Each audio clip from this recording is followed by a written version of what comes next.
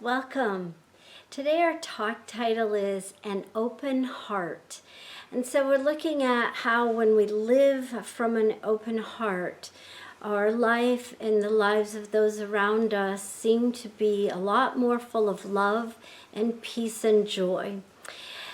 Joan Borisenko wrote, "When the heart is open, we overcome the illusion that we are separate from one another, and the mystery of divine love wraps us in a cloak of security, unity, wisdom, and joy. All is right in the world."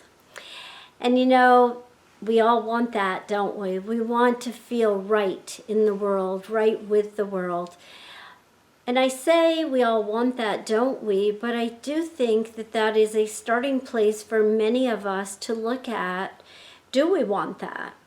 And if we do want that, how are we showing up in that? How are we showing up as that? How are we showing up with an open heart, open to all people, all ideas?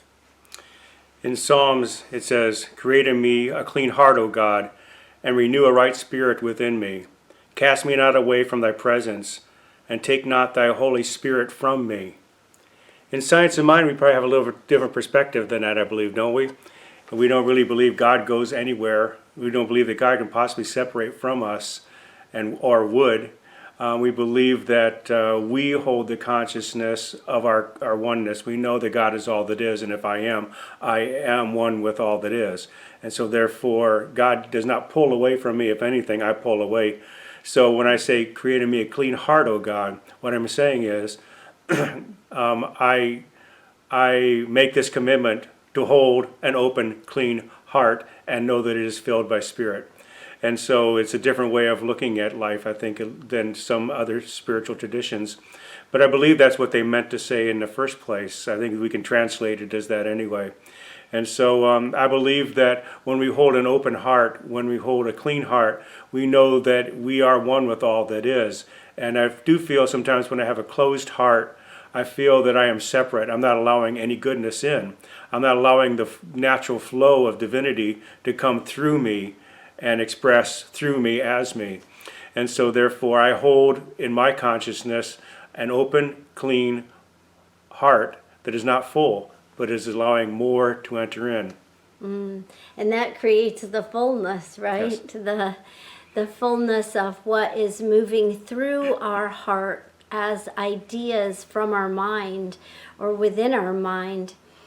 And so I love what you said about not experiencing that separateness, but recognizing when we are feeling separate from life itself, so that we can shift what we're thinking about to create a space within ourselves. I must admit that the times that I feel like I close my heart the most, those times are times when someone quite often politically says something that I have an adverse reaction to. And so that may be yours also, but yours may be in a different arena. The point is that it doesn't matter what the arena is, as long as we continue to close ourselves off to other people and their ideas, we are unable to see the unity. And when we're unable to see the unity, we're unable to work toward a world that really works for everyone. And so it is for us to open our heart to multiple ideas and to realize what I believe every religion teaches and what every parent teaches, and that is do no harm. I would like to think that everyone teaches that and everyone believes that. The Bible states it, and most religious texts do state, do no harm. So doing no harm is more than just with our fists or tools. Doing no harm is with our thought. It begins with our thought. And if we want to have a clean heart, if we want to think righteously, then we must open our heart to the ideas that we tend to resist. And that doesn't mean that we have to believe those ideas.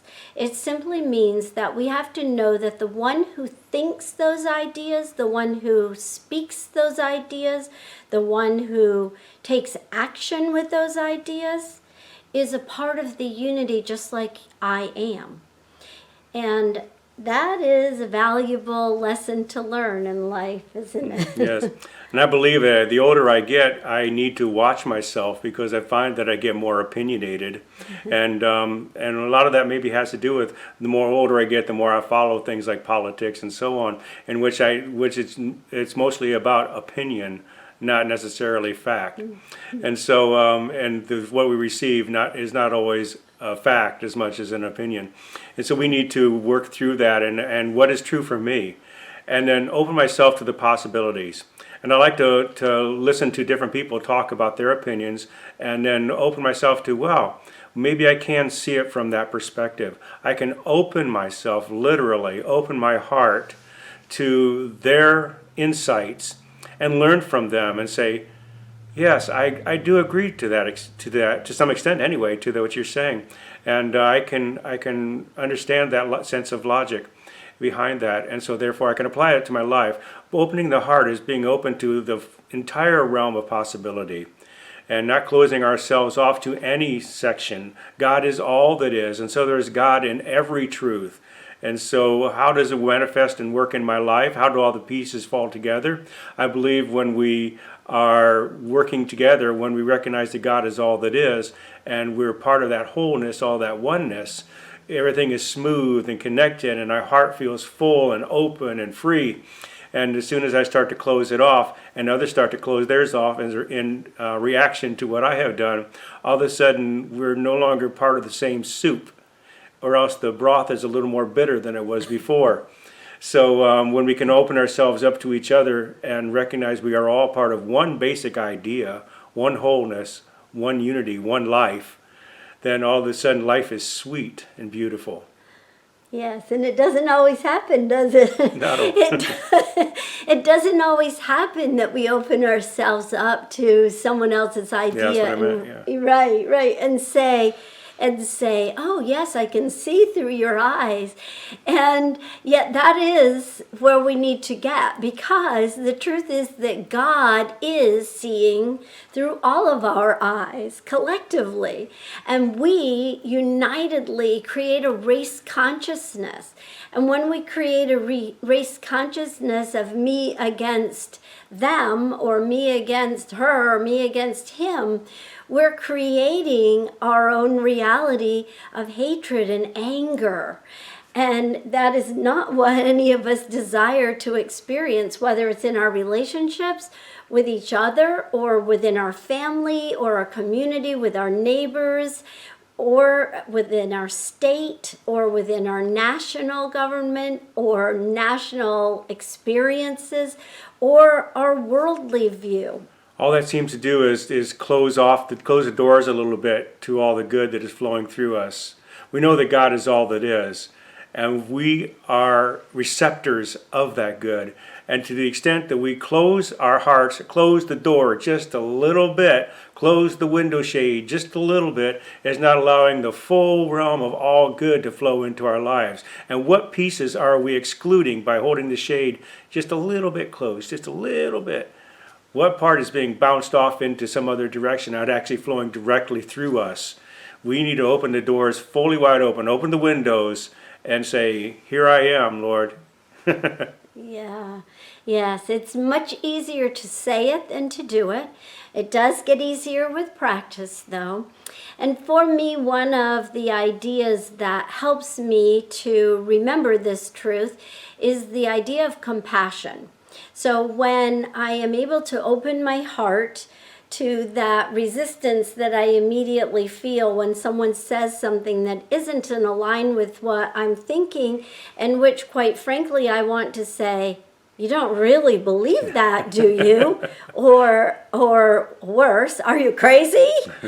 When I feel those thoughts come up as a response or a reaction to someone else, and I'm able to catch them and open my heart up to them and feel the compassion for that person. For me, quite often, I imagine in my own mind's eye that that person is a child. I see the child within them. And it's easier for me to be able to feel compassion and an open heart. Now, that doesn't mean that I've changed my opinion. It simply means that I'm open to listening. And that's where we begin. That's where we begin talking and working toward a world that works well for everyone. The word Namaste literally means the divinity in me or the God in me sees the divinity in you or the God in you. What is wholeness in me sees the wholeness of you. And the only extent to which I can see your wholeness is that if I recognize my wholeness. Mm-hmm. And so, this week, we shall practice together having an open heart.